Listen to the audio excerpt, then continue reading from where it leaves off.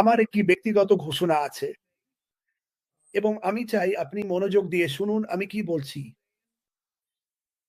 আজ অথবা আগামীকাল হবে ডিগারমোর সাথে আমার শেষ লাইভ এবং কেন তা হচ্ছে সেটা ব্যাখ্যা করি। আমি নিয়ে অ্যাশ এবং মাটির সাথে কথা বলেছি। গত 3 মাসে আমাকে নিজের জীবনে কিছু কাজ শেষ করার কথা বলতে শুনেছেন। আর আমি আমার বাড়ি, ব্যাকইয়ার্ড এইসবের বেশিরভাগ কাজ শেষ করেছি এবং আমি বুঝতে পেরেছি আরো গুরুত্বপূর্ণ কাজ বাকি আছে। সেটা হলো আমার ব্যক্তিগত সম্পর্ক, মানে আমার প্রেমিকার সাথে ঠিক করা।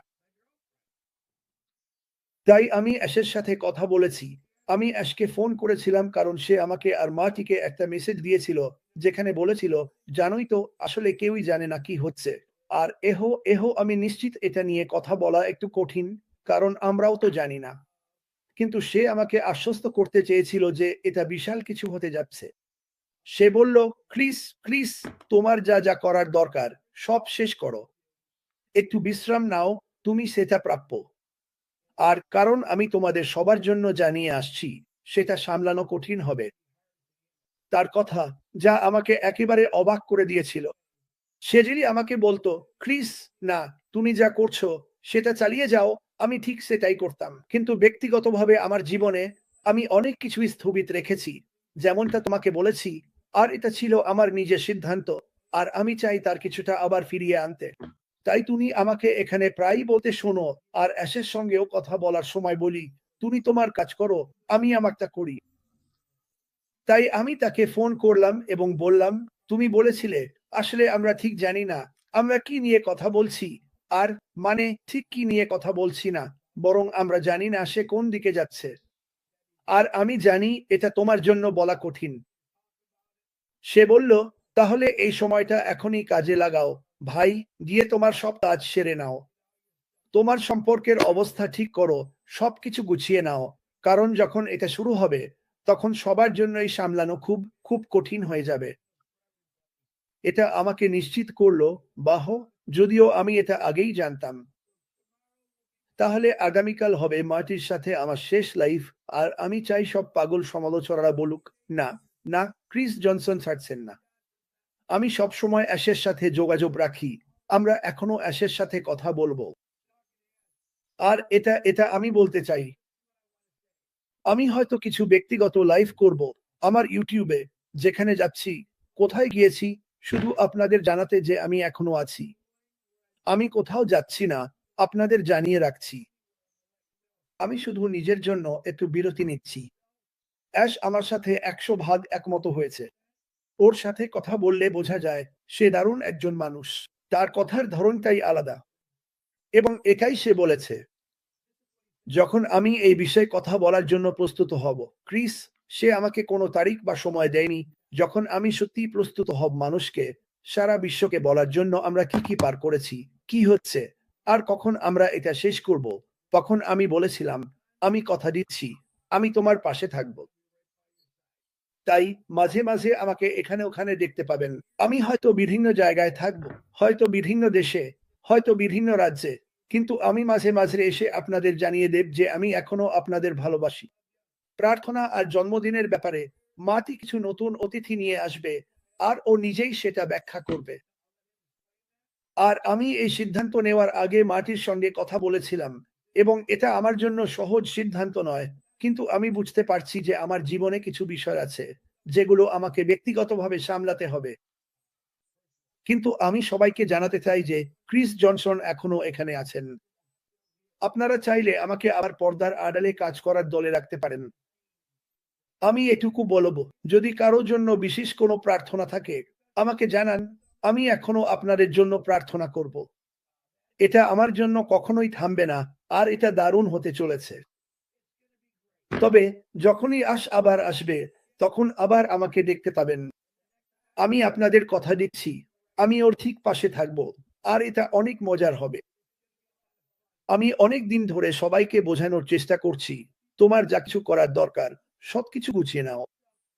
শারীরিক হোক, ব্যক্তিগত হোক, মানসিক হোক, যা কিছুই হোক, সামনে যা আসছে তার জন্য প্রস্তুত হও। আর আমি এটা নিয়ে নিশ্চিত, কারণ এভাবে বার্তা রেখে যায়, যাতে বোঝা যায় তুমি কাঁদবে। ও আমাকে আর ভাই মার্টিকে বলেছিল, তোমরা কাঁদলে যখন দেখবে আমাদের কাছে আসলে কি আছে। আর সে এটাও বলেছিল, ক্রিস, কখনো কখনো নিজের জন্য সময় নিতে হয় আর কাজগুলো শেষ করতে হয়। আর আমি এটা সত্যিই কৃতজ্ঞ চিত্তে নিয়েছি। তাই এই কথার সূত্র ধরে আগামীকাল আমি কিছুদিনের জন্য বিদায় জানাবো, যাতে আমার কিছু কাজ গুছিয়ে নিতে পারি। আর আমি কোথাও যাচ্ছি না, বিশ্বাস করো। আমি এখনো অনেকের সঙ্গে যোগাযোগ রাখবো, এ নিয়ে কথা বলবো, তারপর তোমাদের জানাবো। কিন্তু মিস্টার মার্টি ডি গার্মো, আপনার সঙ্গে কাজ করা সত্যিই দারুণ একটা অভিজ্ঞতা ছিল। আমরা এখনো আমাদের কাজ শেষ হয়নি। ভবিষ্যতে আমাদের অনেক কাজ বাকি আছে। মার্টি জানে আমার কি চলছে, আর সে এতে একমত। কখনো কখনো আসলে এই কাজগুলো শেষ করতে হয়। তবে মার্টি, আবার তোমার কাছে ফিরছি, ভাই। দারুণ। হ্যাঁ, ক্রিস, এটা সত্যি অনেক মজার ছিল। আমি মনে করি যদি আপনি কিছু করতে চান, বিশেষ করে বড় কোনো পরিবর্তন, তিনি তো আর তরুণ নন। আপনাকে নিজের জীবন গুছিয়ে নিতে হবে। আর সবচেয়ে বড় কথা, যদি আপনার জীবনে এমন কেউ থাকে যার সঙ্গে সম্পর্ক আবার জোড়া লাগাতে চান বা একসাথে হতে চান, তাহলে এখনই সময়। পরবর্তীতে এটা সহজ হবে না, বরং আরো কঠিন হবে। তাই সে সুযোগটা নিয়েছে, আর আমি খুশি যে সে নিয়েছে। হ্যাঁ, মানে এটা একদিকে একটু দুঃখের, আবার ভালো দিকও আছে।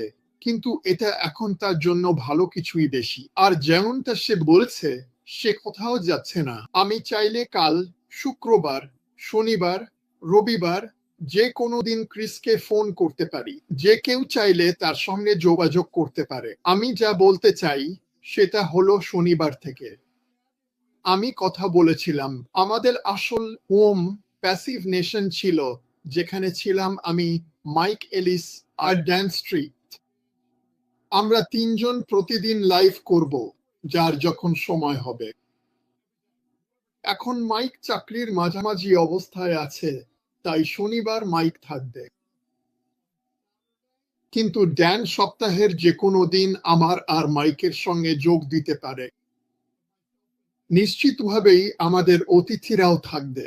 আমরা অবশ্যই আলো ফেলব, কারণ এই কোম্পানিতে আসার পর থেকে এটাই আমি মূলত করেছি। আমরা অবশ্যই, যদি কারো জন্য প্রার্থনা দরকার হয় তখনই করব। কোনো তালিকা রাখবো না, কারণ চাই কেউ আমাকে জানালে 100% মনোযোগ দিয়ে করি, এবং আমি এতে বিশ্বাস করি। আমি কিভাবে এতে বিশ্বাস না করি? এটা আমার জীবন বাঁচিয়েছে। এটা আমার জীবন বাঁচিয়েছে। কিন্তু আমি এখন থেকে মূলত মনোযোগ দিতে চাই মানুষকে অনুপ্রাণিত রাখার দিকে। হয়তো কিছু আইডিয়া শেয়ার করা, এআই নিয়ে কিছু বিষয় শেয়ার করা। এবং এই সময়টাতে আমরা যেন একসাথে থাকতে পারি, যাতে সামনে যাই আসুক আমরা প্রস্তুত থাকতে পারি। গত কয়েক মাসে আমরা শুধু কল্পনা করতে পারি নতুন আইটি টিমের সৃজনশীলতা নিয়ে, যারা পরবর্তী অধ্যায় তৈরি করবে, যা হবে সম্পূর্ণ নতুন, আরো বিপ্লবী, খরচ সাশ্রয়ী এবং আগের ফেজ 1-এর চেয়ে আরো ভালো। এটা ভীষণ অনুপ্রেরণাদায়ক ভাবতে যে হৃদয় সম্পন্ন এআই প্রযুক্তি খুব শিগগিরই অনলাইন ও অফলাইন জগতের সঠিক জায়গাগুলোতে প্রবেশ করবে, এবং এই ক্ষেত্র, জায়গা ও সেক্টরগুলোতে কার্যকর নিরাপত্তা ব্যবস্থাও তৈরি করবে, যার ফলে নৈতিক, নিরাপদ, সুরক্ষিত ও পরিচ্ছন্ন পরিবেশের সৃষ্টি হবে। যদিও আমরা প্রযুক্তির যান্ত্রিক দিকটা পুরোপুরি বুঝি না, তবে আমরা এর রূপান্তরমূলক সমাধান এবং যেই উদ্দেশ্যে এটি তৈরি হয়েছে সেই উদ্দেশ্যটা ধরতে পারি। এবং আমরা কল্পনা করতে পারি একটি আইটি স্টার্টআপের সব চ্যালেঞ্জ এবং আমাদের সিইও ও আইটি টিমকে পরবর্তী ধাপে যেতে হলে যেসব ধাপ প্রক্রিয়া পেরোতে হয়েছে সেগুলো।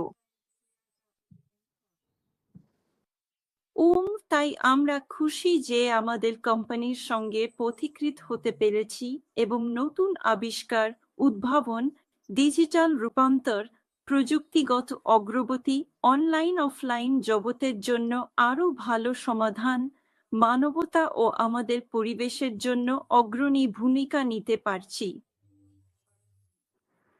এবং এই সব কিছুর অংশ হতে পারাটাও সত্যিই দারুণ।